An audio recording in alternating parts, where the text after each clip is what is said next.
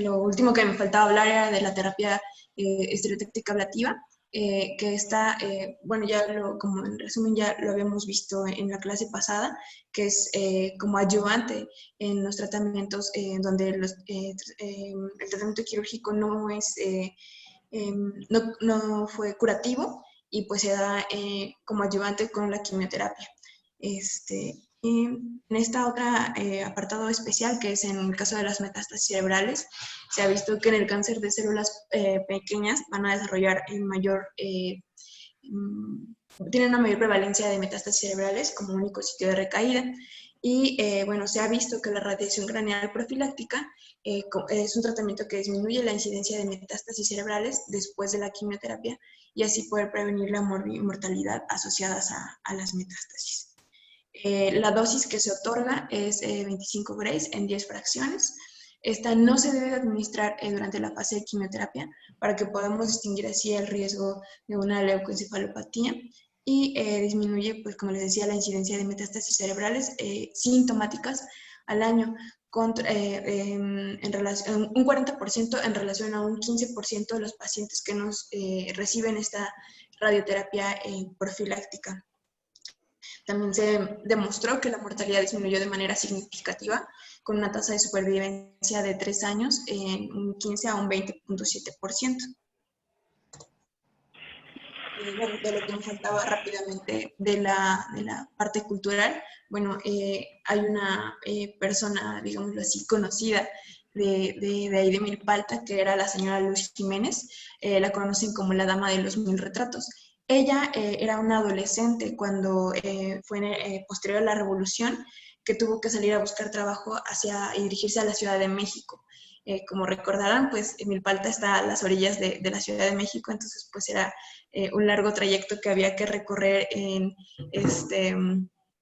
canoa. Llegaban incluso quienes relatan que llegaban en canoa hacia el centro de la ciudad. Ella fue modelo de la Academia de San Carlos. Ahí conoció a pintores como José Clemente Orozco, David Alfaro Siqueiros, Diego Rivera, Fernando Leal, y fue también musa de Tina Madotti, que es una fotógrafa. Pues en el caso especial de Diego Rivera, pues con él fue como de sus principales modelos, ¿no? Él con ello quiso representar pues sí, incrementar, fomentar el nacionalismo y el reencuentro con el pasado indígena a través de sus pinturas. La imagen de la derecha está la mujer de los Alcatraces y pues se dice que es la señora Luz Jiménez a quien representó. Y en la fotografía superior izquierda pues está este mural que se encuentra en lo que es la Escuela Nacional Preparatoria o el Palacio de San Ildefonso, y es un mural que pintó José Clemente Orozco, donde se representa a Cortés y la Malinche, que también se dice que era la señora Luz Jiménez. Y bueno, regresando al tema de cáncer pulmonar, hay que tener especial consideración en los pacientes ahora en era COVID, que bueno, hay que tener en cuenta que ellos pueden presentar un mayor riesgo de adquirir COVID-19 que la población en general, tomando en cuenta pues los antecedentes tanto de tabaquismo, así como el daño parénquimo pulmonar.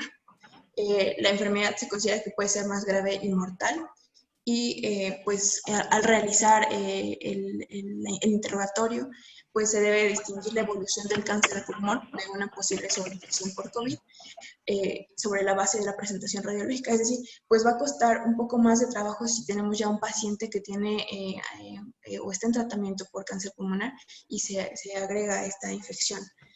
No va a ser tan sencillo determinar de manera radiográfica si el paciente tiene o no la infección. Y bueno, en cuanto a las consideraciones del tratamiento, la terapia sistémica de intención curativa se debe continuar y no hay que suspenderla, o sea, no hay ninguna indicación para suspenderla en el caso de que el paciente se sobreinfecte. La consideración de una quimioterapia neoadyuvante en lugar de una terapia adyuvante hay que tenerla, dado que pues, no hay cirugías programadas y que solamente se atienden cirugías de urgencia, y pues para no exponer tanto al paciente. así como en los pacientes de estadio 3, donde los tumores no sean resecables y solo sean tratados con quimioterapia y radioterapia definitiva, pues se debe considerar retrasar la inmunoterapia de consolidación para, pues, bueno, con esto pues disminuir el riesgo de hospitalizaciones y disminuir el riesgo de que nuestro paciente pues esté expuesto. Y bueno, de acuerdo a la National Comprehensive Cancer Network, se establece un algoritmo pues, diagnóstico que es determinar primero si nuestro paciente cuenta con factores de riesgo para cáncer pulmonar cuando llega pues, a la consulta y llega con síntomas, ¿no? Los puntos o los factores de riesgo a considerar pues, son el tabaquismo, la exposición ocupacional, antecedentes de cáncer, tanto personales como heredofamiliares, comorbilidades como el EPOC o fibrosis pulmonar, la exposición al humo de tabaco como un fumador pasivo y que haya o no la presencia de síntomas. ¿Cómo vamos a clasificar a nuestros pacientes? Bueno, pues si nuestro paciente se encuentra en alto riesgo, primero, pues de acuerdo a la edad, si tiene entre 55 a 74 años, si tiene un índice tabáquico mayor a 30 y que haya suspendido el tabaquismo hace menos de 15 años que tenga edad mayor a 50 y que tenga un índice tabáquico mayor a 20 y algún otro riesgo agregado como también ser fumador pasivo o exposición a biomasa en nuestra población. En el caso de que para clasificarlo como un riesgo moderado, pues es que nuestro paciente sea mayor a 50 años, que tenga el índice tabáquico mayor a 20 y que también tenga exposición a biomasa o sea un fumador pasivo. Y un paciente de bajo riesgo, pues es un paciente que tenga menos de 50 años y un índice tabáquico menor a 20. De acuerdo a si tenemos un paciente que ya con síntomas, se le realiza algún tipo de estudio de imagen y se encuentra un nódulo o sospecha que nos haga sospechar de un cáncer pulmonar, pues siempre tomar en cuenta la valoración multidisciplinaria y pues si él fuma, pues es una de las pautas en todas las fases del tratamiento que se debe tomar en cuenta, es decir, pues invitarlo al cese del tabaquismo. Bueno, ya tener en cuenta los factores de riesgo que les acabo de mencionar. Y pues se asocia mucho al tema que veremos el día de hoy. Si tenemos un paciente con un nódulo sólido que se encuentra en la tomografía, se va a determinar si es alto o bajo riesgo de acuerdo a su tamaño y con esto vamos a determinar el seguimiento del paciente y pues igual el tratamiento que se deba otorgar. Entonces, pues para no meterme más tanto en el tema, esto es pues, todo lo que respecta al tema de cáncer pulmonar. No sé si tienen alguna duda, comentario.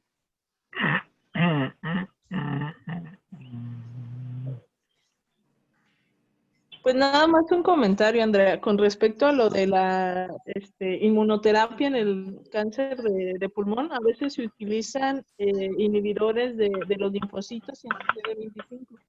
Entonces, este tipo de medicamentos en Europa están proscritos durante la pandemia porque se asocian a una mortalidad arriba del 80%. Entonces, en México, pues puede ser algo a considerar. No sé si la Asociación Mexicana de Cancerología pues ya se haya...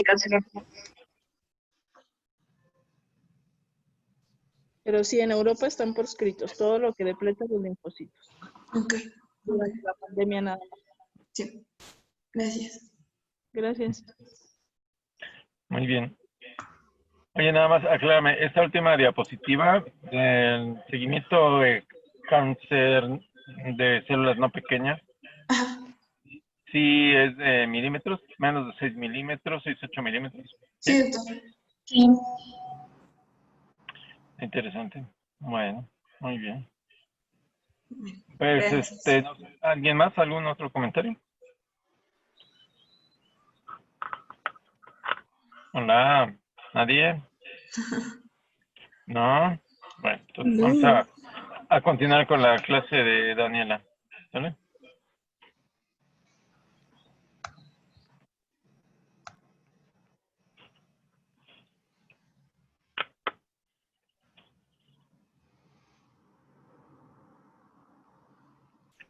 Bueno, yo voy a dar el tema de nódulo pulmonar y vamos a comenzar.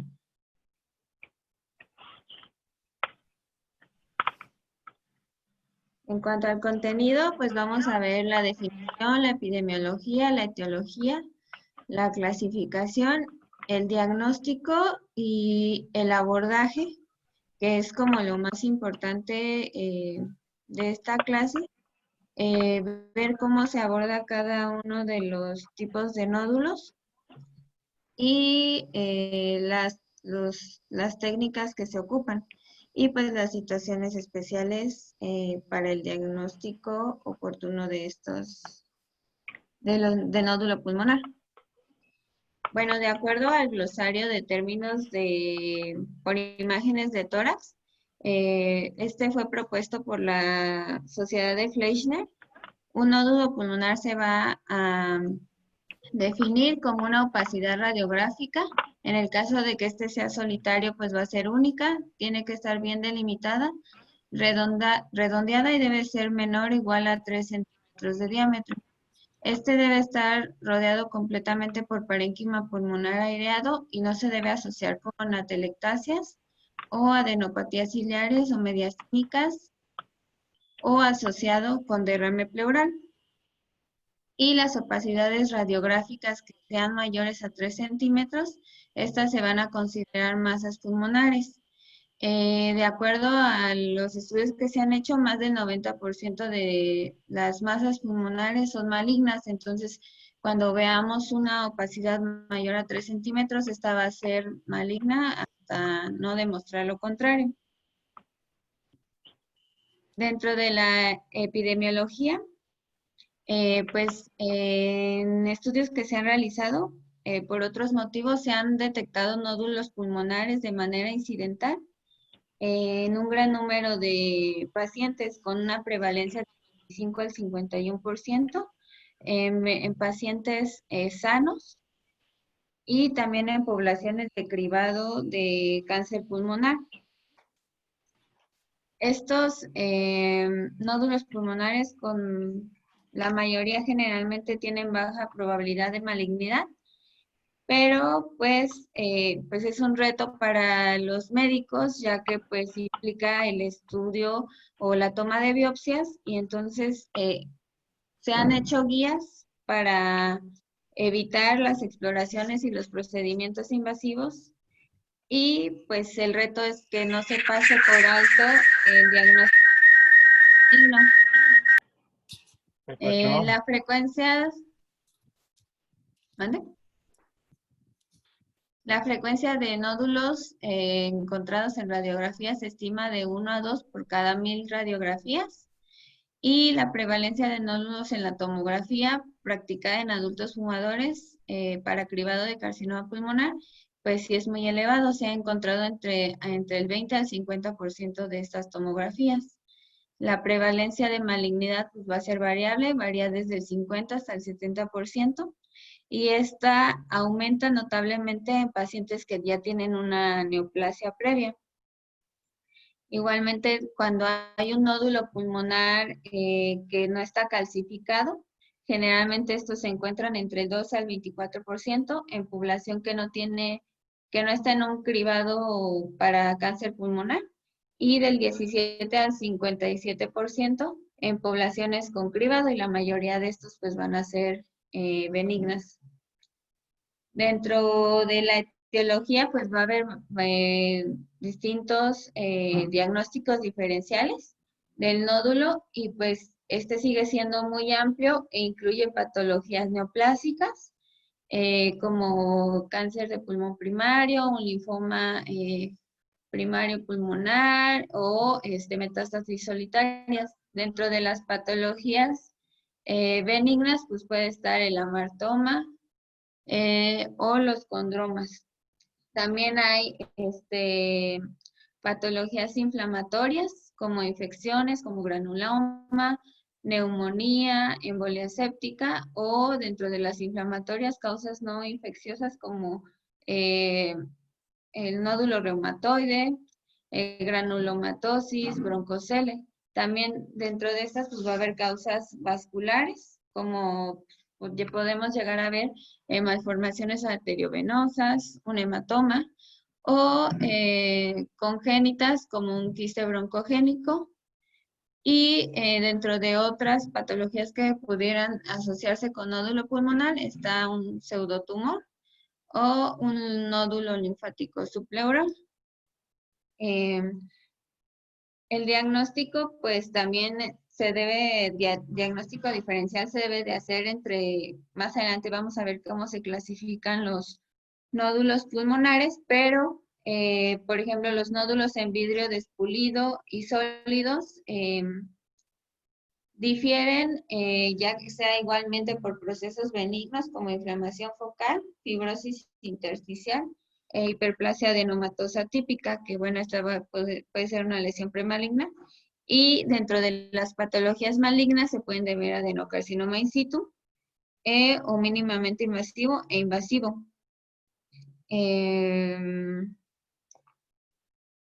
Y bueno, dentro de la clasificación de los nódulos, estos en base a la imagen se clasifican en nódulo pulmonar sólido, que va a ser el tipo más común que podemos ver, y está caracterizado por atenuación homogénea de los tejidos circundantes. Generalmente se deben a granulomas, cicatrices, ganglios linfáticos o neoplasias primarias o metástasis. De la otra clasificación es el nódulo pulmonar subsólido, que a su vez se clasifica en no sólido y parcialmente sólido. El no sólido, pues también se llama en vidrio esmerilado, despulido. Generalmente los nódulos subsólidos son transitorios y secundarios a infecciones o hemorragias. Cuando estos son persistentes, generalmente representan una patología maligna. En el espectro de abarcan los adenocarcinomas.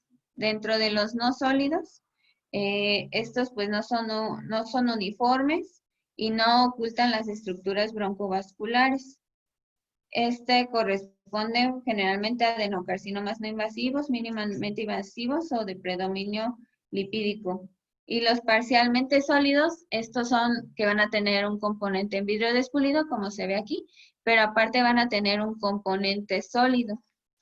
Y la mayoría pues tienen alto riesgo de ser un adenocarcinoma invasivo. Es también importante pues que generalmente pues es difícil de categorizar en un estudio y que se ha visto que generalmente solo el 58% de los nódulos se ha clasificado de acuerdo a lo que realmente, a su clasificación correcta. También se puede clasificar como solitario o nódulos múltiples. El solitario, pues son como las características de la definición. Debe estar rodeado de parenquima pulmonar normal totalmente, no debe estar asociado con atelectasias, agrandamiento del hilio o derrame pleural. En un estudio que se realizó, se observó que solo la mitad de los pacientes ha presentado un nódulo pulmonar solitario, mientras que en un estudio se vio que la media de detección fue de 5 y para nódulos múltiples fue de 7. Los nódulos múltiples, estos para estudiarlos, se ha propuesto estudiar el nódulo más grande o el que es más sospechoso. Sin embargo, en cuanto a el nódulo más grande, pues se ha visto que no siempre es el nódulo más grande el que pueda tener características malignas o el que pudiera ser maligno. Entonces es mejor estudiar el nódulo que tenga pues las características mayores de malignidad, que vamos a ver más adelante. Y pues también se ha propuesto que en vez de estudiar solo un nódulo, pues estudie de manera generalizada cada uno de los, o individualizada cada uno de los nódulos que tiene el paciente para ver cuál tiene características de malignidad sin utilizar pues métodos invasivos en el paciente. Dentro de hay otra clasificación que es la clasificación clínica. Esta pues es importante que ya que nos dice la probabilidad de que un nódulo sea maligno, pues también depende de esto. Dentro de esta clasificación está el nódulo pulmonar incidental, que es un nódulo detectado de manera pues accidental cuando un paciente va a realizarse un estudio tomográfico o de imagen por causas no pulmonares. De acuerdo, en la siguiente clasificación es la asociada a síntomas, que pues es un paciente que tiene síntomas respiratorios y se le realiza algún estudio de imagen y se encuentra un nódulo pulmonar. Y el nódulo detectado por imagen en estudios de cribado o tamizaje, pues son nódulos identificados por tomografía y de aquí se dividen en dos. Los que son identificados durante la primera tomografía se llaman nódulos de prevalencia. Esto significa, bueno, o se define como la probabilidad, refleja la probabilidad de la prevalencia de nódulos y enfermedad en la población en un punto de tiempo. Y los nódulos de incidencia, estos son los que se van a detectar después en un segundo estudio de tomografía. Estos reflejan la incidencia de desarrollar nuevos nódulos o cáncer durante un intervalo entre un estudio y otro. Muchas pues de las anormalidades detectadas por estudios de tamizaje cribado a menudo que en los estudios se ha visto que no son sospechosos de cáncer. Se realizó un estudio de tamizaje por cáncer de pulmón donde se identificaron anormalidades pulmonares en tomografía. En la primera tomografía fue del 27.3% de los pacientes y de estos pacientes 10.2% de estos nódulos que se identificaron fueron radiológicamente no sospechosos y el otro 17.2% se consideró sospechosos. De estos pacientes en los que se identificó el nódulo pulmonar sospechoso, la probabilidad de que padecieran cáncer de pulmón en los nódulos detectados fue del 6%. En otro estudio que se realizó, bueno, en estos mismos pacientes, pero en un segundo estudio de imagen, en estudios de incidencia, 27.9% de los pacientes presentaron una nueva anormalidad y de estos 6.1% fueron considerados no sospechosos y 21.8% se consideró sospechosos, pero aquí la probabilidad de malignidad en nódulos de incidencia fue del 3 al 8%. Entonces siempre, por eso se dan las guías generalmente marcan ciertos periodos de tiempos en el que se debe de hacer el seguimiento de los nódulos para ver todas estas características y no perder de vista un diagnóstico o un nódulo maligno. Dentro del diagnóstico se debe de realizar primero una evaluación clínica y radiológica inicial. Esto pues abarca la anamnesis, la exploración y la valoración de las características radiológicas, así como la comparación con estudios de radiografías o de imagen previas que tenga el paciente.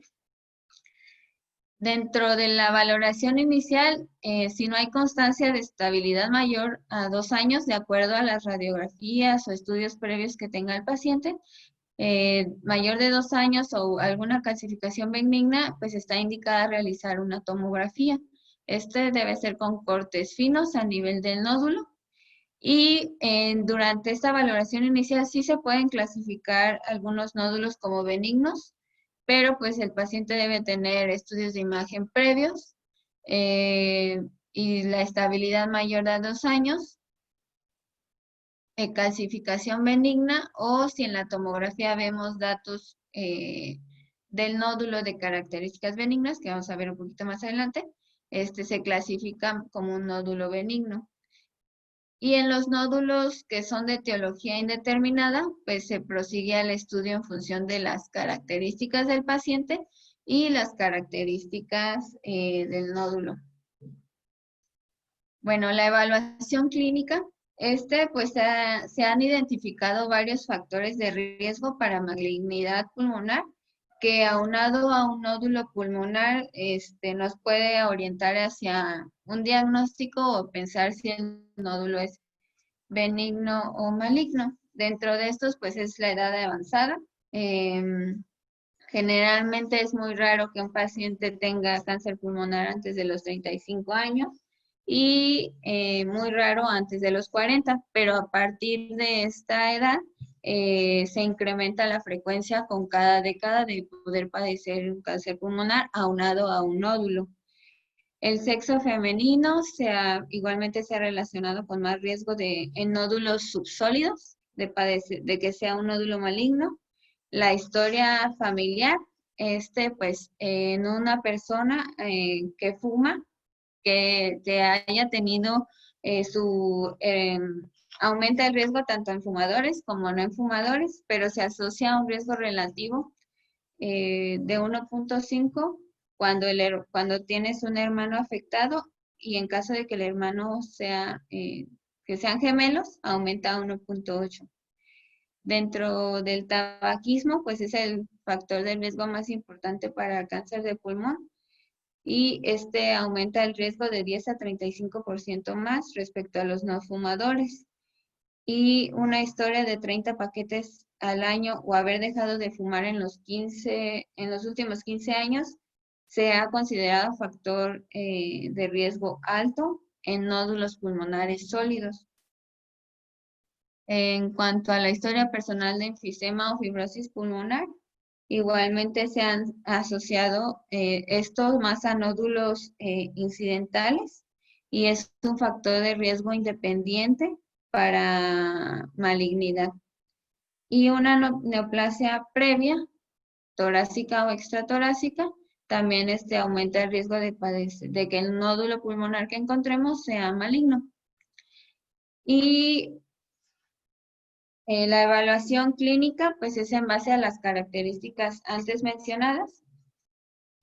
Se puede hacer, más adelante vamos a ver que también se puede hacer de manera cualitativa, con escalas, pero eso lo vamos a ver más adelante. Y dentro de los factores, ya de acuerdo a la imagen del nódulo asociados a malignidad, pues está el tamaño del nódulo, que generalmente mayor a 15 milímetros tiene una incidencia de malignidad mucho mayor. Se ha visto en estudios, por ejemplo en el estudio Nelson, que es un estudio de cribado de pacientes con cáncer pulmonar, se vio que el riesgo de padecer cáncer en nódulos menos de 6 milímetros era menor al 1%. De estos, cuando era mayor a 8 milímetros, el riesgo era mayor al 3%, y cuando estos eran mayor a 10 milímetros fue del 15.2%, y mayor a 20 milímetros de 64 o a 82% de que el nódulo fuera de características malignas. También las características de los bordes, si tiene bordes espiculados, tiene mayor riesgo de que sea maligno. Si los bordes son suaves, pues hay menor probabilidad y probablemente estos sean benignos. Y de orden de menor a mayor, si un nódulo, por ejemplo, tiene bordes irregulares, tiene menor riesgo de malignidad que si este es lobulado, y tiene menor riesgo de malignidad de que si este es espiculado. De acuerdo a la densidad, pues esto abarca la clasificación inicial que vimos, que es sólido o subsólidos, y en vidrio despulido y los mixtos. Si son aspecto en vidrio despulido, puro o subsólidos, tienen un mayor riesgo de malignidad que los nódulos puros subsólidos. Esto va del 63% en los que solo son subsólidos y el que es puro del 18%. Y en cuanto a los nódulos sólidos, únicamente tienen una frecuencia de malignidad del 7%. También es importante ver en los nódulos que tienen ambos componentes, en vidrio despulido y el componente sólido, ver la medida del componente sólido, ya que también se ha asociado que si este componente sólido crece a lo largo del tiempo o en un segundo estudio tomográfico, pues se asocia en 44.4% a malignidad. Y también en los nódulos que inicialmente eran de un solo componente y que en un segundo estudio se vio que apareció un componente sólido, se ha visto que, o se ha asociado en el 100% de los casos, que se trata de un adenocarcinoma invasivo. Y en cuanto a la medida, si la parte sólida mide más de 6 milímetros, se consideran malignos hasta que no se demuestre lo contrario. En cuanto a las calcificaciones, dentro de las calcificaciones, las que tienen mayor probabilidad de malignidad son las que son punteadas y excéntricas. Hay otro tipo de calcificaciones que son laminadas, palomitas de maíz, difusas o centrales, y estas se consideran benignas, a menos que no se tenga una neoplasia previa. Por ejemplo, las calcificaciones difusas se pueden ver en metástasis de condrosarcomas o osteosarcomas, y las centrales y en palomitas de maíz se han asociado con tumores del tracto gastrointestinal o en pacientes tratados ya con quimioterapia. Y bueno, dentro de esto también si el nódulo tiene presencia de grasa, también es un signo benigno que puede verse pues en amartomas, lipomas o en granulomas. Y la localización, la mayoría de los cánceres, bueno, del cáncer se localizan en el lóbulo superior, y cuando se localizan los nódulos en esa área, tienen mayor riesgo de malignidad, tienen 1.5% más alto que en el lóbulo superior, y también se ha asociado malignidad más del lado derecho. En cuanto al crecimiento, la detección de crecimiento, se va a hacer de acuerdo al tiempo de duplicación de volumen.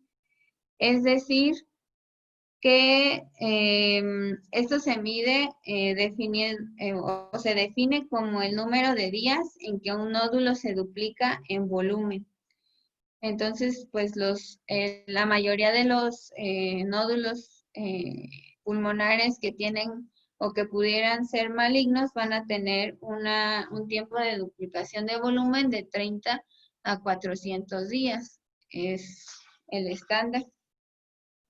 Y en cuanto al número de nódulos, igualmente en el estudio Nelson se vio que el riesgo de malignidad aumentaba cuando se pasaba de 1 a 4 nódulos, pero este riesgo disminuía cuando había más de 5 nódulos, que estos generalmente cuando había más de 5 nódulos se asociaba con enfermedades granulomatosas. Y bueno, aquí podemos ver una imagen de tomografía en la que se ven las características de los bordes en los nódulos. Por ejemplo, es un nódulo con bordes suaves. El de la imagen de la imagen B es un nódulo con bordes irregulares. La imagen C es un nódulo con lobulado. Aquí se ve como la división. Y la última imagen es de un nódulo con bordes espiculados, que este es el que tiene mayor riesgo de que sea maligno. Esta pues es una igual tomografía en la que se ven las calcificaciones. Primero es un nódulo sólido, que aquí se ven como varios puntitos. Este se definiría como calcificaciones en palomitas de maíz, que son de características benignas. La imagen B es un nódulo con una calcificación nodular central, que igual es una característica morfológica típica. Puede ser de amartoma o de procesos benignos. Y la tercera imagen es un nódulo que está en el lóbulo superior izquierdo, que aunque está en el lóbulo superior, pues está rodeado de grasa o tiene grasa. Entonces este también es un signo de benignidad y no necesita un seguimiento. Más adelante vamos a ver las pautas de seguimiento. Y esta imagen es de un varón de 70 años al que se le detecta incidentalmente un nódulo sólido en el lóbulo superior izquierdo. La imagen A pues muestra el nódulo con un grosor de 2 milímetros y tiene filtro de reconstrucción de partes blandas. En la segunda imagen es el control de la tomografía a los 3 meses con un grosor de 1.5 milímetros y un filtro de reconstrucción de realce de los bordes, que pues confirma la persistencia del nódulo y pues se ve con mucho más detalle las características. Sería en vidrio esmerilado y aparte se ve una pseudocavitación, que es esta. Y pues de acuerdo a estas características, pues va a ser el seguimiento. En este caso, pues se realizó una biopsia y se confirmó la sospecha de adenocarcinoma. Y bueno, también es importante cómo vamos a hacer la medición de los nódulos, y esto también va a depender de las características de la densidad o característica del nódulo. La medida manual, por ejemplo, en los nódulos que son menores de 10 milímetros, el tamaño final va a corresponder a la media entre los diámetros del eje largo y los diámetros del eje corto. Se van a sumar ambos diámetros, se va a dividir entre 2 y en base a eso vamos a decir que es un nódulo de cierta medida. En caso de que el nódulo sea mayor a 10 milímetros, se va a proporcionar ambos diámetros, o sea, se reporta como tal, por ejemplo, en el nódulo de 26 milímetros por 18 milímetros de acuerdo a sus ejes.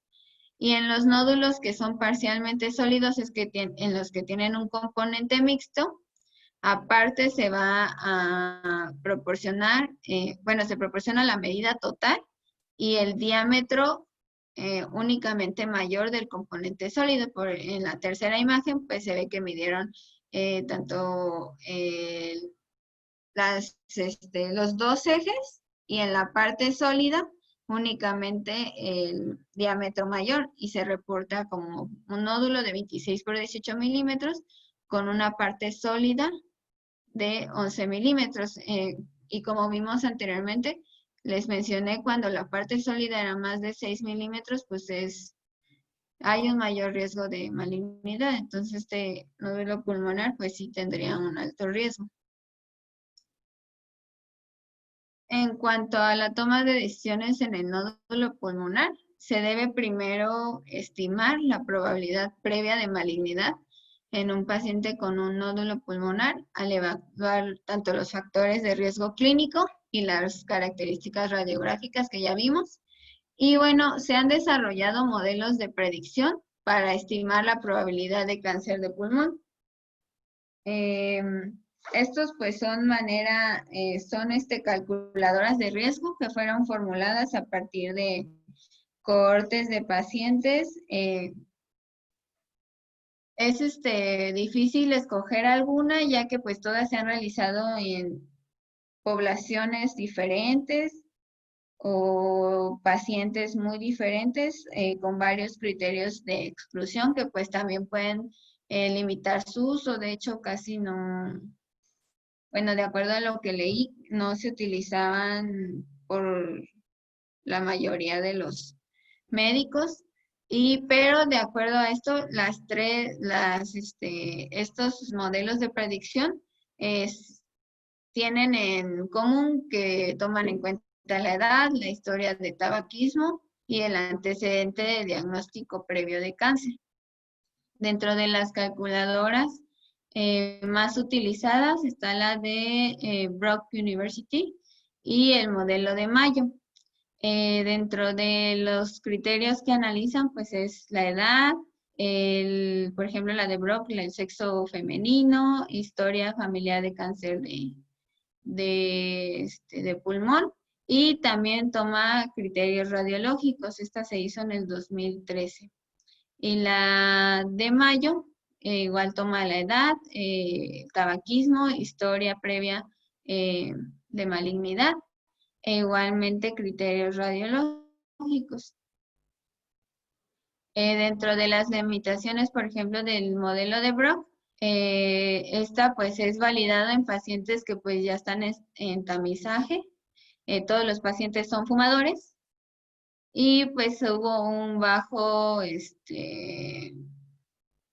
se detectaron pocos nódulos malignos. Y en cuanto a la de Mayo, esta se realizó en 1997. Y en cuanto a sus limitaciones, pues el estudio de corte fue con pocos pacientes y se utilizó en nódulos pequeños, menor de 7 milímetros. Entonces, pues igual tiene, las dos tienen distintas limitaciones que pues no nos podrían dar como tal una probabilidad de malignidad exacta. Otras, bueno, aquí igual, este es en otro artículo que igual mencionan el modelo de Mayo, el Herder Model. Igualmente, que la de Mayo utiliza los mismos criterios, pero aquí se aumenta o incluye la imagen por tomografía por emisión de positrones. Hay otro que se llama Veterans Administration Model, igual toma la edad, el tabaquismo, las características de los nódulos. Otra es la Peking University People's Model, que pues como ven casi todas toman la edad, el tabaquismo, las características del nódulo, historia familiar de cáncer o historia propia de neoplasia. Y el Treat Model, que igualmente toma edad, índice de masa corporal, la FEP1, la historia de tabaquismo, historia personal de cáncer, las características del nódulo por imagen, y también toma en cuenta el PET. Y bueno, no se ha acordado el utilizar alguna de estas calculadoras de riesgo. Únicamente, ahorita vamos a ver los de las guías de manejo, únicamente en la guía británica y en la guía de la Sociedad Americana de Médicos de Tórax, sí toman en cuenta el modelo de Brock y el de Herder. Y los más utilizados es el de Mayo, el de Herder y el de Brock. Y bueno, la clasificación, lo más importante aquí es la clasificación de la probabilidad de malignidad. En 2005 se publicaron las primeras guías del manejo del nódulo pulmonar solitario sólido. En 2013 se publicaron las guías de manejo del nódulo subsólido y en 2017 las guías de manejo del nódulo pulmonar solitario subsólido y sólido detectado de manera incidental. Las más utilizadas es las guías de Fleischner junto con las guías de la British Thoracic Society, y estas fueron publicadas en 2015 y son las que tienen un seguimiento un poco más amplio de los nódulos. El objetivo de que se hicieran estas guías, pues, es reducir el número de exploraciones innecesarias y pues dar más autonomía tanto en el manejo del tanto clínico, radiológico y que el paciente se involucre en la toma de decisiones, así como los factores de riesgo y las preferencias del paciente pues van a determinar el tipo de manejo y los tiempos de seguimiento, ya que de acuerdo a las guías ya los tiempos de seguimiento no son tan específicos, sino es durante un intervalo de tiempo. Bueno, dentro de la clasificación de probabilidad, esta se va a clasificar en baja, intermedia y alta. La clasificación baja, el riesgo de la probabilidad de malignidad baja, estos van a ser estimados en menos del 5% de probabilidad de malignidad, y dentro de esto se toma en cuenta nódulos pulmonares de tamaño pequeño, menos de 10 a 15 milímetros, de bordes netos en pacientes jóvenes, menores de 40 años, que tengan una baja carga tabáquica y que no tengan antecedente de malignidad extrapulmonar. Dentro de estos también se pueden ubicar los nódulos pulmonares que se hayan de inicio clasificado como intermedios, en los que la tomografía por emisión de positrones fue negativo o la biopsia por aspirado de aguja fina tuvo un resultado de benignidad. En estos pacientes se aconseja la observación radiológica con tomografía computarizada. Esta debe ser en serie, de acuerdo a si fue detectado de manera incidental o durante tamizaje para cáncer pulmonar. De acuerdo a si fue detectado durante tamizaje o cribado o si fue detectado de manera incidental se sigue cierta guía.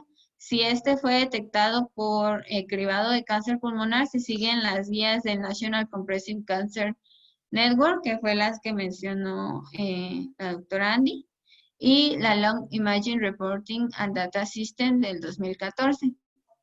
Y si fue detectado de manera incidental, aquí se siguen las guías de la Sociedad de Fleischner, que estas fueron realizadas en 2017, actualizadas en 2017.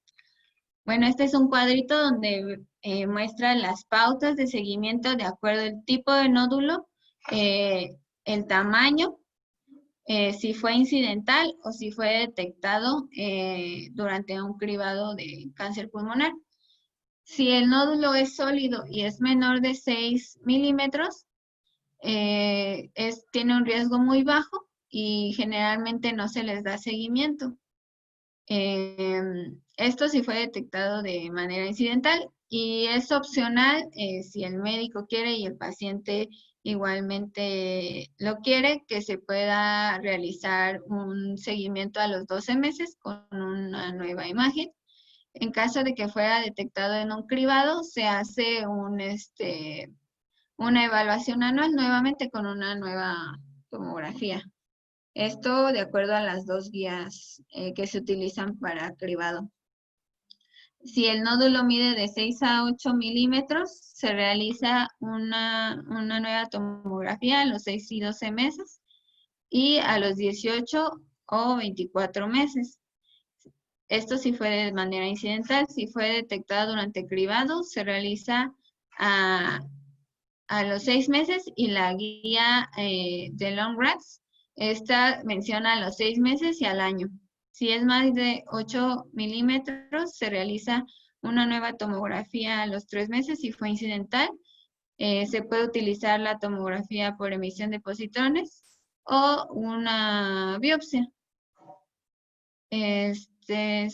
Si fue detectado durante el cribado, igualmente se hace a los 3 meses. Se puede utilizar la tomografía por emisión de positrones o una biopsia en caso de que también tengan alto riesgo. Y esto de acuerdo a la NCCN. Y si se sigue la guía de Long-RADS, es una tomografía a los 3 meses y posteriormente al año. Si es un nódulo que es parcialmente sólido, si es menos de 6 milímetros, no se realiza un seguimiento si fue de manera incidental, pero si fue durante cribado, de acuerdo a las dos guías, se realiza de manera anual. Si es mayor o igual a 6 milímetros, se realiza un estudio de los 3 a 6 meses y cada 12 meses, bueno, cada año, durante 5 años. Y de acuerdo a si fue detectado durante cribado, esto está basado en el diámetro del componente sólido. Y los nódulos de tipo vidrio esmerilado, si son menos de 6 milímetros, no se realiza seguimiento si fueron de manera incidental, y si fueron durante tamizaje, se realiza un nuevo estudio al año. Si son mayor o igual a 6 milímetros, se realiza una nueva tomografía a los 6 y 12 meses y cada 24 meses hasta los 5 años. Y en caso de que fueran detectados por cribado, se realiza de manera anual. Entonces, bueno, en conclusión, si son menos de 6 milímetros, generalmente si son incidentales, no necesitan un seguimiento. De manera opcional se puede realizar a los 12 meses un nuevo estudio para corroborar. Y si son detectados por cribado, el seguimiento va a ser al año. Si son más de 6 milímetros, pues estos ya tienen un mayor riesgo de que pudieran ser malignos, de que pudieran crecer o de que pudieran cambiar sus características. Y generalmente el cribado es a los 3 a 6 meses y se siguen haciendo cribados al año generalmente. Generalmente en los nódulos sólidos, como mencionamos, para ya considerarlos benignos, debe ser un seguimiento durante 2 años. Después de estos 2 años, si no hay cambios en las características y no creció, se considera benigno. Pero los que tienen parte sólida, o en vidrio esmerilado, estos tienen una tasa de crecimiento mucho más lenta. Es por eso que aquí se toma en cuenta los 5 años y no 3 años. Digo, 2 años. Esa es la razón. Y bueno, ya cuando un nódulo pulmonar, por ejemplo, está estable durante los 2 años, pues se va a considerar benigno. Y como les dije, excepción en nódulos pulmonares en vidrio esmerilado o de componente mixto, por la tasa de crecimiento es mucho más lenta. Esa sería estable hasta los 5 años. Y si se ve crecimiento o en el seguimiento de imágenes, pues se debe realizar una biopsia a estos nódulos.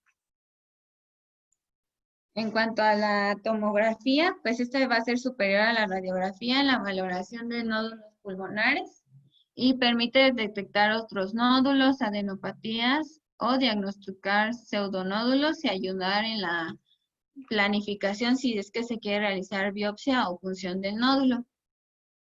En cuanto a utilizar contraste, demostró una sensibilidad del 98% para malignidad, con un punto de corte de 15 unidades Hounsfield y una especificidad del 58%.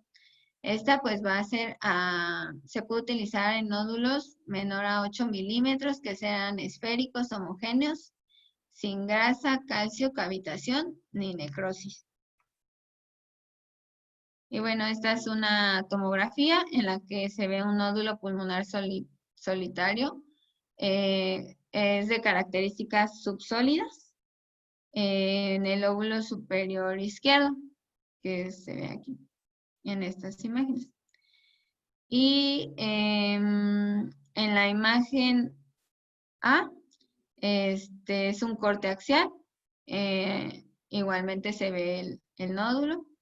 En el corte B y C es un corte coronal y sagital. Se observa en el lóbulo superior izquierdo. Como ven, es de características de vidrio deslustrado. pero aparte tiene un componente sólido en su interior. Y este componente, de acuerdo a las mediciones que se hicieron, fueron de 7 milímetros, entonces tiene un mayor riesgo de malignidad y se hizo una resección mediante videotoracoscopía que demostró un adenocarcinoma in situ. El nódulo pulmonar de características con probabilidad de malignidad intermedia, esta está estimada entre 5 y 65%. Aquí se puede utilizar la tomografía por emisión de positrones, que si el resultado es negativo con la PET, pues este reduce la probabilidad de malignidad y puede recomendarse únicamente la observación. En caso de que la PET sea positiva, pues aumenta la probabilidad de malignidad y ya se clasifica como una probabilidad de malignidad alta. Otras alternativas es la realización de biopsia por aspiración de aguja fina, guiada por tomografía, o por la realización de fibrobroncoscopía. La biopsia se indica cuando hay una discordancia entre la probabilidad de malignidad clínica y los resultados de imagen, o cuando hay sospecha de etiologías con tratamiento médico específico, por ejemplo, que se sospeche de tuberculosis, o pacientes que no sean candidatos o que no quieran cirugía, se puede realizar únicamente la biopsia.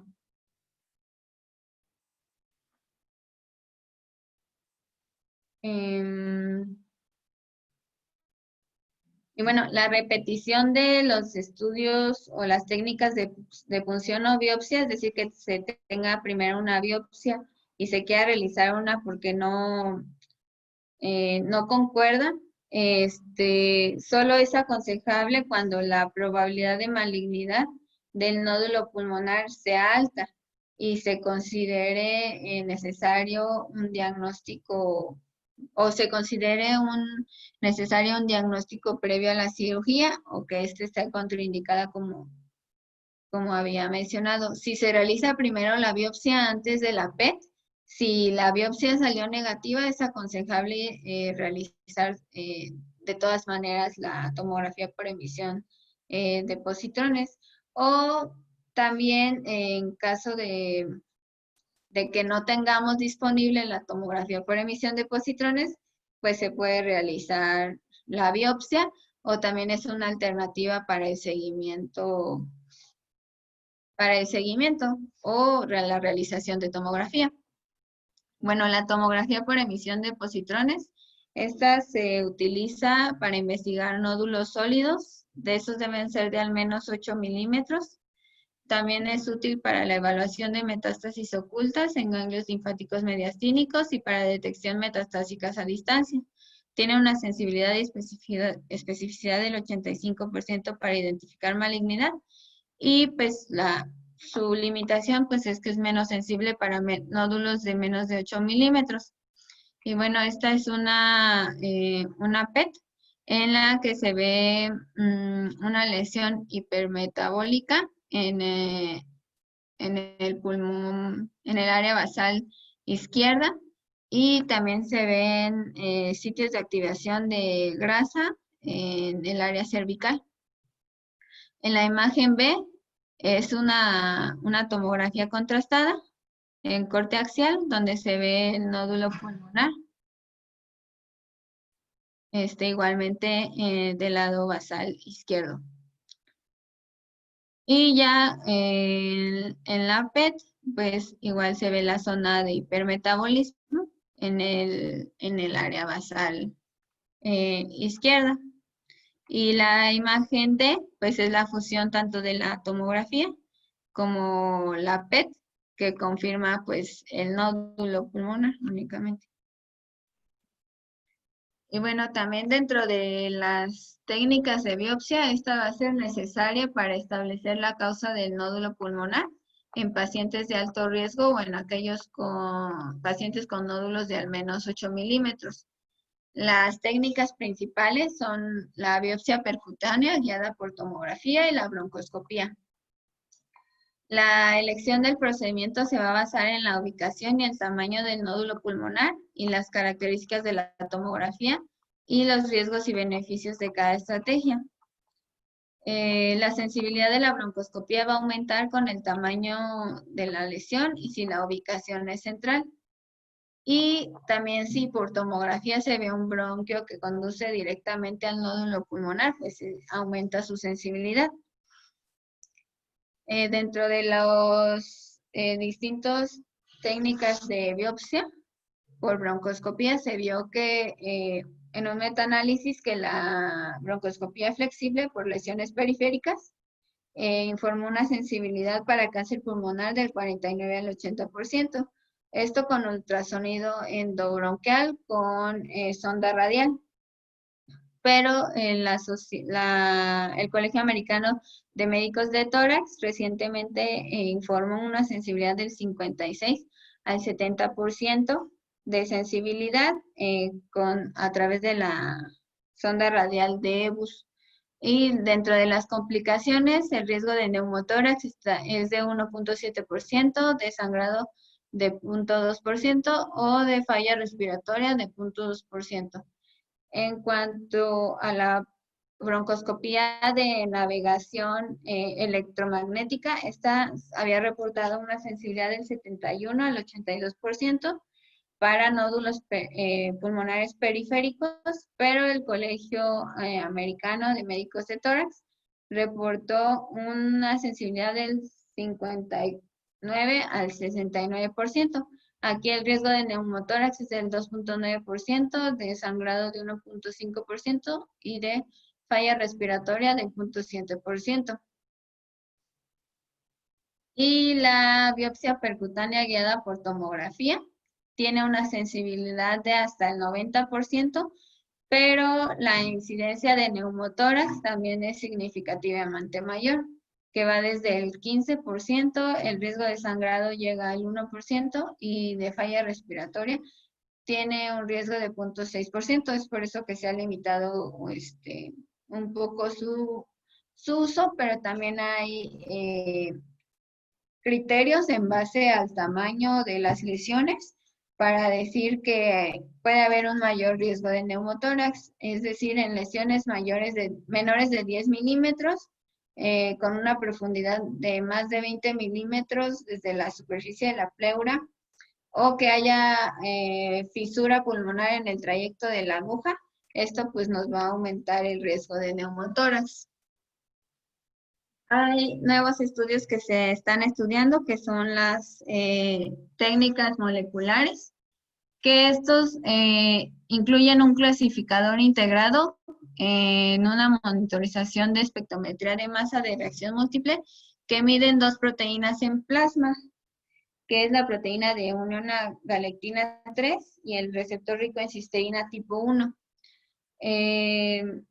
En distintos estudios se realizaron 222 muestras de plasma de pacientes con nódulos de 8 a 20 milímetros y el objetivo es descartar que cáncer pulmonar en nódulos de bajo riesgo de cáncer.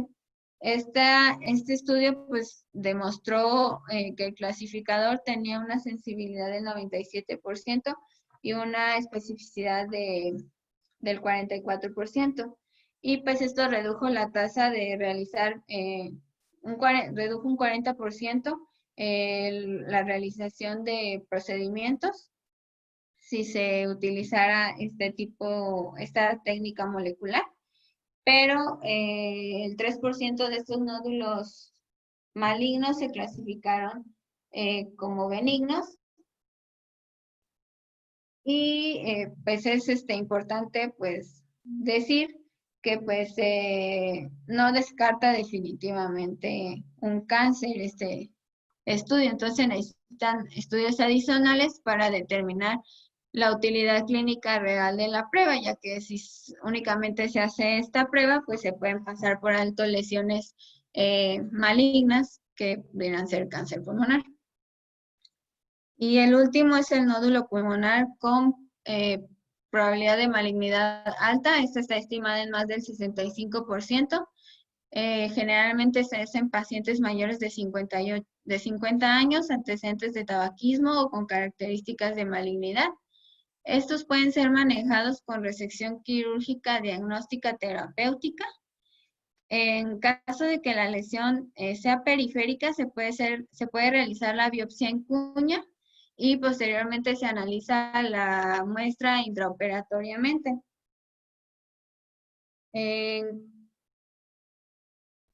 Esto es importante ya que la mortalidad con resección en cuña es de alrededor del 0.5%. Y pues si se realiza una biopsia mucho mayor, la mortalidad asociada es del 1 al 4%. Entonces esto nos ayuda para limitar el daño en caso de que la lesión pues sea benigna. Pues la única desventaja es que la biopsia en cuña únicamente se puede realizar en pacientes con lesiones periféricas. Y pues la radioterapia se utiliza en pacientes que tengan múltiples comorbilidades o alta sospecha clínica de cáncer de pulmón o que no puedan ser sometidos a una cirugía. Aquí pues siempre se debe de evaluar el riesgo-beneficio, pero igualmente antes de iniciar la radioterapia siempre se tiene que obtener una biopsia. En cuanto al nódulo pulmonar solitario, es decir, que sea menos de 8 milímetros, esta tiene alta prevalencia en estudios de tomografía y la probabilidad de malignidad es baja, salvo que hubiera un tumor metastatizante previo o sincrónico.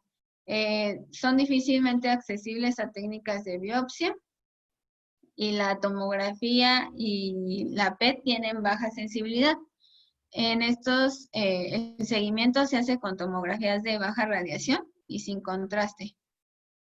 En cuanto al nódulo pulmonar subsólido, pues estos son los que son en vidrio deslustrado, puro o con un componente sólido. Igualmente son poco accesibles para punción o biopsia y la PET tiene baja sensibilidad. Su prevalencia de malignidad en estos, como lo había mencionado, es relativamente alta, 15% más para nódulos pulmonares en vidrio deslustrado y de más del 50% en nódulos con contenido mixto. Aquí, como había mencionado, el periodo de observación debe ser mayor, como mínimo 3 años, y debe ser hasta los 5 años, y la pauta de observación inicial de la tomografía es a los 3 meses.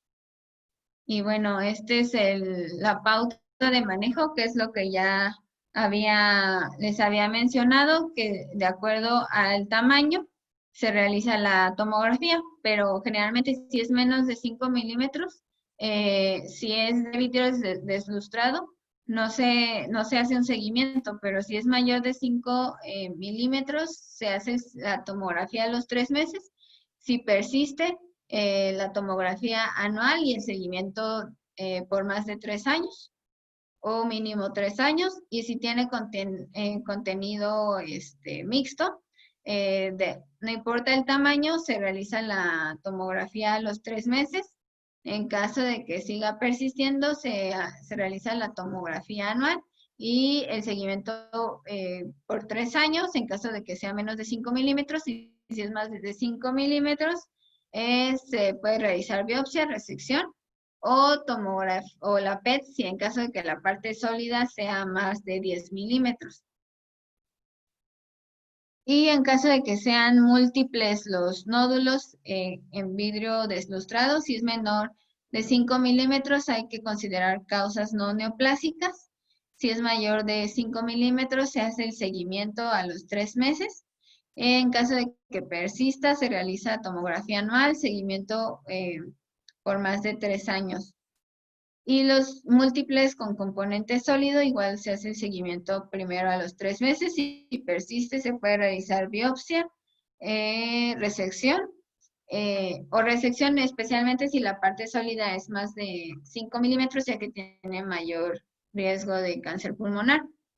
En cuanto a las situaciones especiales, en este caso son pacientes, por ejemplo, con neoplasia previa o sincrónica, ya que pues aumenta la probabilidad de malignidad de los nódulos, ya sean únicos o múltiples, incluso si son de pequeño tamaño, tenemos que siempre pensar que pudieran ser malignos, además de que la posibilidad de metástasis pues es mayor. Cuando los nódulos son subcentimétricos, hasta 1/3 de estos son benignos, por lo que se debe de confirmar el diagnóstico con punción, biopsia o videotoracoscopía. Y en pacientes inmunodeprimidos se requiere un estudio individualizado, prefiriéndose punción o biopsia, ya que generalmente en estos pacientes pues tienen los nódulos generalmente son de características infecciosas. Y en los pacientes inoperables, la punción o biopsia va a estar indicada en casos de alta probabilidad de malignidad o con tomografía por emisión de positrones positivas para orientar el tratamiento en caso de tratarse de un cáncer pulmonar, que generalmente pues es con lo que habíamos mencionado, la radioterapia estereotáxica corporal o la ablación por radiofrecuencia. Y bueno, estas son las guías que existen de seguimiento de nódulo pulmonar. En los artículos que revisé referían que eran poco usadas por aproximadamente únicamente el 40% de los médicos, y pues estas no superan el juicio clínico de cada médico. Entonces únicamente son unas guías pues que nos ayudan a ver el seguimiento, pero igualmente son muy flexibles porque el seguimiento de los pacientes pues ya no es como en ciertos meses, sino ya se ve en intervalos de tiempo. Bueno, es importante mencionar ciertas características de cada guía. La Fleischner, la de la Sociedad de Fleischner, esta, como vimos, se utiliza en nódulos que son detectados de manera incidental, y estos no son aplicables a nódulos detectados en menores de 35 años. Tampoco, ya que pues si hay un nódulo pulmonar en un paciente menor de 35 años, se debe de individualizar el estudio de estos, ya que pues tienen un bajo riesgo de cáncer y la etiología más probable pues puede ser infecciosa, y pues hay que evitar el uso de procedimientos invasivos en estos pacientes. También no aplica en nódulos en pacientes que tengan neoplasias primarias con alto riesgo de metástasis, tampoco en pacientes inmunodeprimidos, porque como ya había mencionado, estos pacientes generalmente los nódulos van a estar asociados o tienen mayor riesgo de que sean de procesos infecciosos, y los nódulos encontrados en estudios de cribado de cáncer pulmonar, ya que no se estudió o no se hizo en base a pacientes que ya estuvieran en cribado. En cuanto a la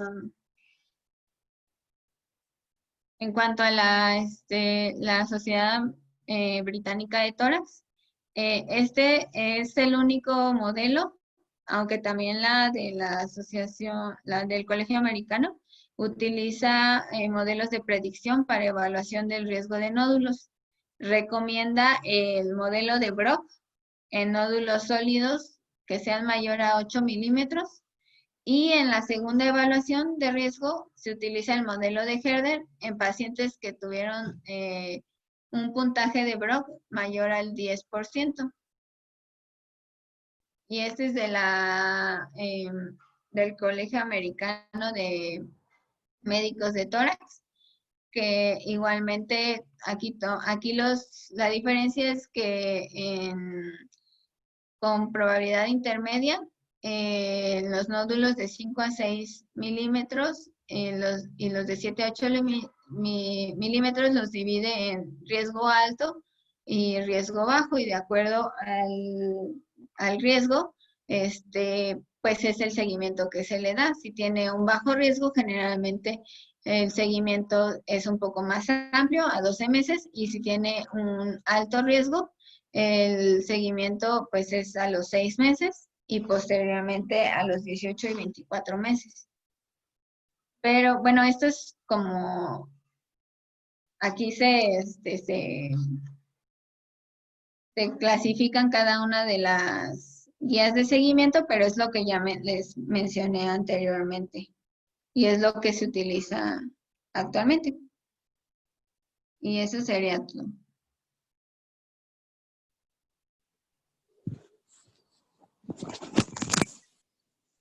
Muchas gracias, Dani.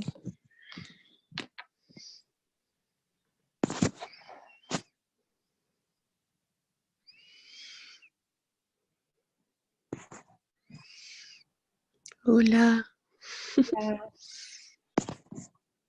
Pues, Creo que se fueron todos, ¿no? no, aquí Bueno, el estamos, doctor. aquí estamos. Solo está el doctor. No, pero el doctor Márquez. Márquez. Sí.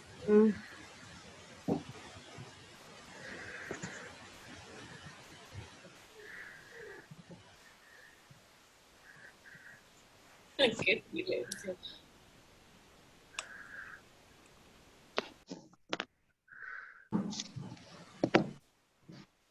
Ya también se fue.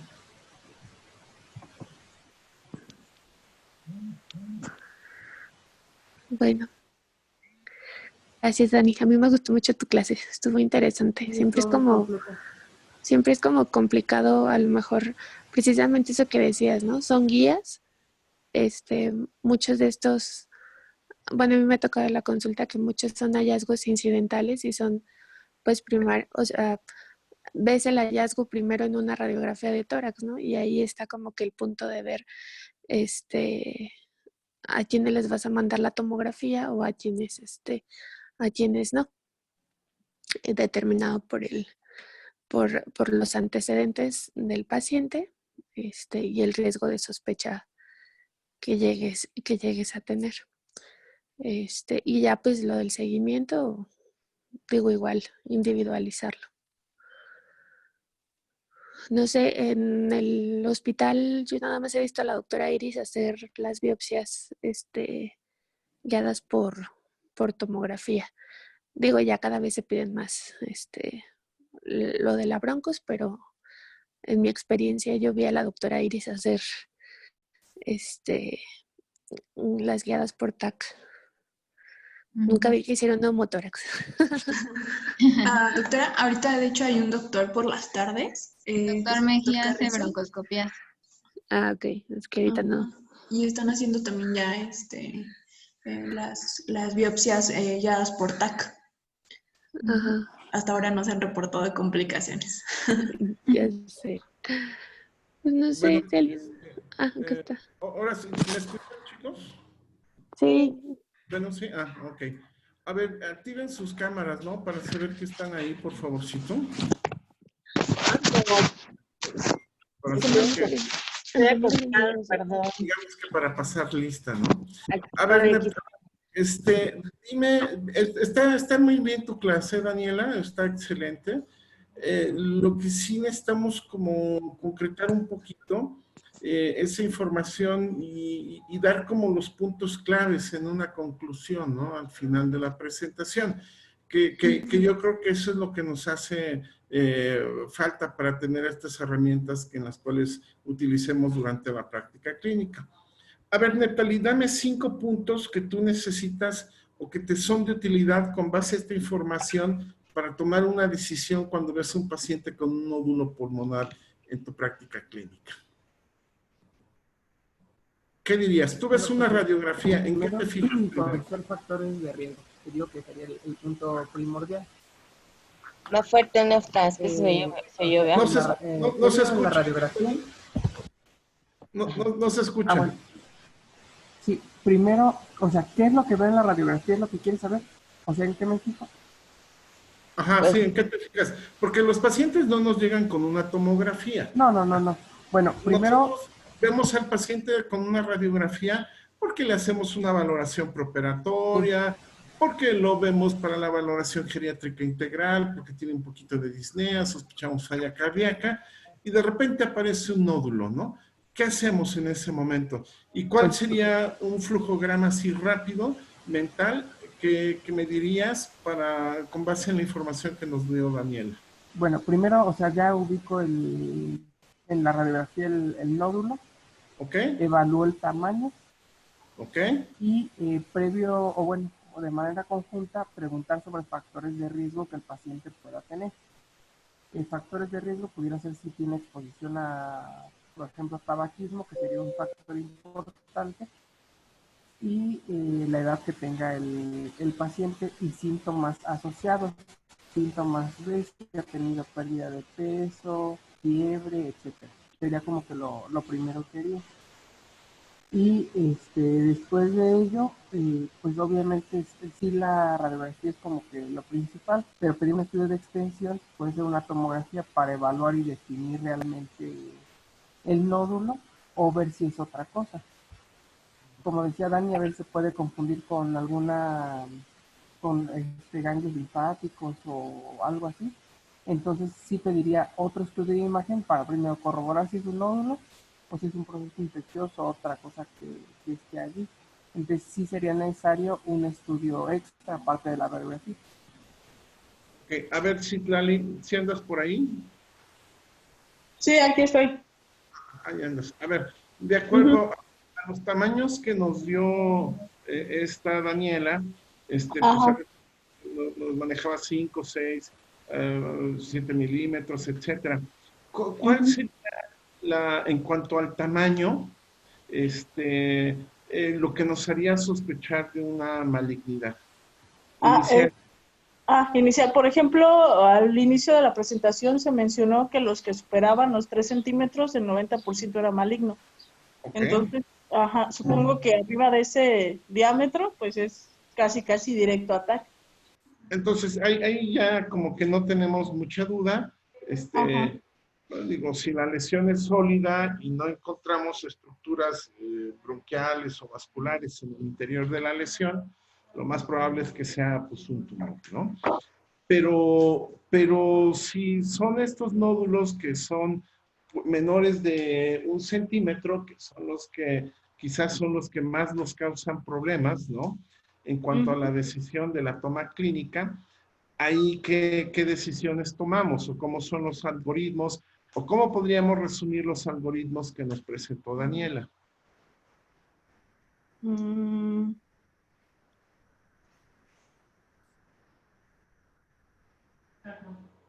Pues tomar la estomografía y de acuerdo a las características, si son sólidos, semisólidos o si tienen, de ahí ya tomamos la conducta, ¿no? Ajá, ok. Y en cuanto a los tamaños, ¿cómo los podríamos sospechar, pues, o cómo podríamos darle un seguimiento en ese sentido?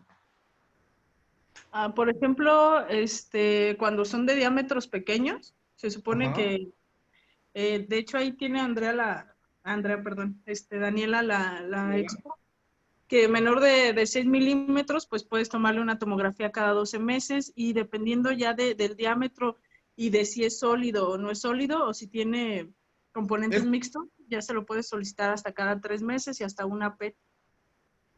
Ok, bueno, ok. ¿Y cómo podemos diferenciar una lesión, o cómo podemos decir que es una lesión sólida o una lesión no sólida en relación a la imagen que nosotros vemos en la tomografía? Pues yo creo que midiendo las unidades Hounsfield. Ok, ¿tú qué opinas de eso, Danielita?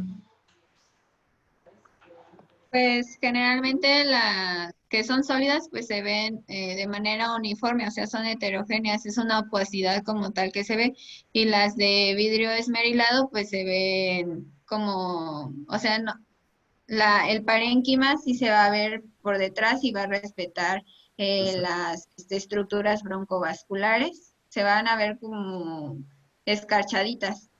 Y si aparte tiene... Y dentro de lo que tú revisaste, ¿se hablaban algo de las unidades Hounsfield? Sí, mencionaba que a partir de 15 unidades Hounsfield Ajá. se consideraban. ¿Se considera qué? Se consideraba un nódulo en vidrio esmerilado. En vidrio esmerilado, ¿no? O sea, entre más unidades Hounsfield, digamos que es más negro lo que vemos en la tomografía o es más blanco lo que vemos en la tomografía. Más Negro, ¿no? más negro. Sí, es más negro. radial Es más densidad. aire. Ajá, es más aire, exacto. Es más Ajá. parecido a la densidad del aire. Entre menos unidades Hounsfield tengamos, Más más sólido. el hueso, ¿no? Hacia lo sólido.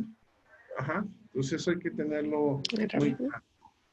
Bueno, entonces, exacto, aquí ya lo pones en las unidades Hounsfield, ¿no? Bueno, entonces, bueno, ok. ¿Preguntas, dudas que tengan, chicos? O igual, Doc, para mañana en el repaso podríamos armar nuestro propio algoritmo.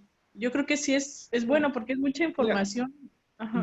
Exacto, es que aquí, o sea, la verdad es que está muy bien la presentación, sin embargo, a veces cuando recibimos mucha información, como que a veces, que si son 5 milímetros, que si son 6, que si son 8, como que eso a veces nos causa un poquito de confusión, ¿no?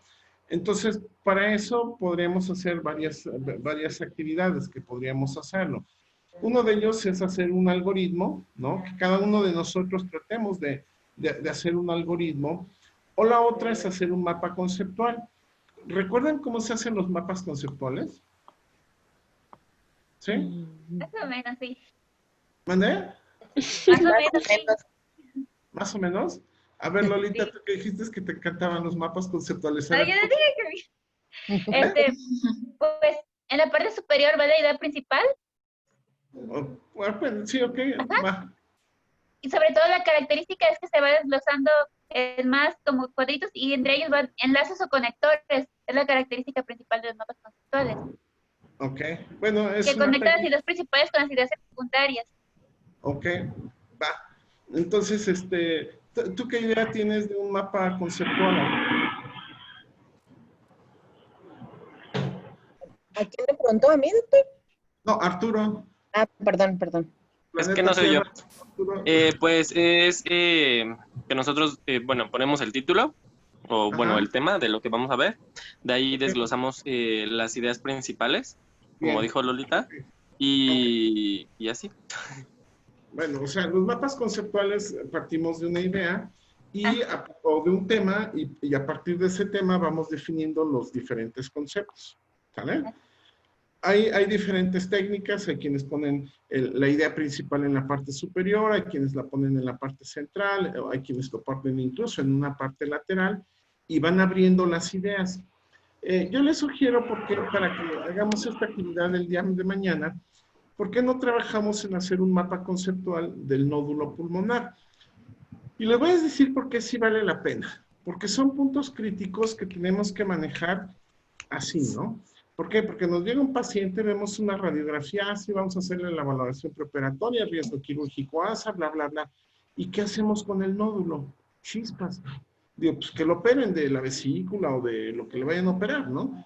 Pero algo le tenemos que hacer a ese nódulo, ¿no? Si de entrada, desde la radiografía de tórax, vemos que tiene algunas características que nos hablan de benignidad, o que ya la persona tiene antecedente de un nódulo pulmonar previo que se lo han identificado en otras radiografías y te dice, ay doctor, tengo 15 años con ese nódulo y nunca me ha crecido, pues no hay que hacerle nada, ¿no? Pero si es un nódulo de reciente aparición, pues entonces tenemos que estar alerta de eso, ver las características y darle seguimiento a esas personas. Vamos a partir de un mapa conceptual en el cual la idea principal o el tema principal va a ser el nódulo pulmonar solitario, ¿va? Y de ahí vamos a abrir las diferentes vertientes. Quiero que lo hagan a mano, no lo hagan en computadora, sino, y además háganlo en lápiz, porque los mapas conceptuales los vamos borrando, los vamos acondicionando. No importa que estén en una hoja de papel de estraza o en una hoja con florecitas, eso es lo de menos. Lo importante es el contenido. Ajá. Y entonces, en una rama me van a poner qué es el concepto o cuál es la definición del nódulo pulmonar. En otro me van a poner cuáles son las características radiográficas que pueden guiarnos a definir si es maligno, si es benigno. En otro me van a poner los factores de riesgo que se asocian con malignidad de los nódulos pulmonares. En el otro me van a poner los seguimientos o el plan de seguimiento. Y en el otro me van a poner, en el otro, digamos, en el otro brazo o en la otra rama, me van a poner, si son candidatos a que se les hagan otro tipo de estudios de acuerdo a las características de los nódulos, como podrían ser las biopsias, ya sea transtorácicas, transbronquiales, o estudios, por ejemplo, no invasivos como el PET, ¿sale? Y lo discutimos mañana, ¿qué les parece? ¿No? Y vale la pena, como hicimos este ejercicio, que a mí me gustó mucho cuando vi sus trabajos, que empiezan a definir y a diferenciar un poquito más entre fragilidad, entre failure to thrive, entre deslizamiento, etcétera, ¿no? Que eran, sarcopenia, que eran conceptos que a veces estaban un poquito revueltos. Yo creo que en este punto en específico sí necesitamos pasar a una técnica pedagógica pues diferente para reforzar el aprendizaje de este punto, ¿va? Y sobre todo, insisto, porque es algo muy común, bueno, no tan común, pero cuando lo vemos, a veces no sabemos qué hacer, ¿no? No, pues lo mandamos a neumo. Ok, lo mandamos a neumo, pero lo único que lo necesitamos mandar a neumo es para que le hagan la biopsia, ¿eh? Punto, ¿no? Ya cuando nosotros lo enviamos, ya lo tenemos protocolizado al paciente y tenemos muy claro que es un paciente que requiere una biopsia, ¿no? Entonces no lo mandamos así nada más porque, ay sí, tiene un nódulo y va a neuro, ¿no? No, o sea, ya lo protocolizamos, ya determinamos por qué y entonces sí se va a neuro, ¿vale? Y me mandan en el WhatsApp en la nochecita, por favor, su mapa conceptual, le sacan una foto, ¿vale? No tiene que ser en computadora, ¿no? O sea, en un hojita de papel, y ahí me lo mandan, ¿va? Va que va. Ándale, pues. Al ratito les mando los temas que vamos a ver la próxima semana. Nos faltarían algunos temas del módulo de neumo, de enfermedades respiratorias, y para que hagamos ya el cambio. Sí, doctor. Gracias. Ayer les mandé a través del chat que, bueno, desafortunadamente, pues seguimos con problemas con la plataforma en la UAC. Platicamos con el doctor Nicolás Camacho y pues nos dijeron que hasta la próxima semana. Quédense, los chicos, no está comprometido en la universidad. Ustedes van a cobrar recargo, van a seguir teniendo el aval. Nada más, por el amor de Dios, no se gasten la lana. Ajá. ¿Eh? Sí, no se gasten el dinero. Bueno, además los sales cerrados. Y si ya pagamos, no hay problema, doctor. Ya, si ya pagaron, no hay ningún problema, Néstor. Ajá. No hay ningún problema, pero para los que no hayan pagado porque no se imprime el recibo, por lo que ustedes quieran y manden, aguántenos tantito, no pasa nada, ¿va? Pero no se gasten ese billete. ¿Eh? Anden después, nos vemos mañana. Oye, doctor, José Juan, una preguntota. ¿Para los R4 ya podemos adelantar lo del examen de inglés? Ya se puede adelantar, ¿eh? O sea, aunque no estemos inscritos como al año, ¿todavía? No. Pero ok. A ver. Back. Hablas al examen de inglés para la validación, para la titulación, ¿verdad? Ajá, sí, ese. Sí, ya se puede, ¿eh? Y para los R1, y para los R1 que tienen que hacer el curso de inglés, ya está abierta la nueva plataforma. Que me chequen bien sus datos, porque nos están haciendo que verifiquemos correos electrónicos, teléfonos, y que impriman su carta, por favor. Entonces tienen que checar bien nombres, correos, ¿qué más, Leti? Y imprimen su carta. Eso es para los R1, ¿no? Para el curso en línea de inglés, que es diferente que lo que pregunta Fátima. Fátima es el examen de validación del idioma. ¿Es correcto, Fátima? Sí, ajá, ese doctor. Para la titulación. Es que tenía la duda. Ajá, sí, ya se puede hacer también. Ok, va que va. Órale, pues, nos vemos. Gracias, bye. Gracias.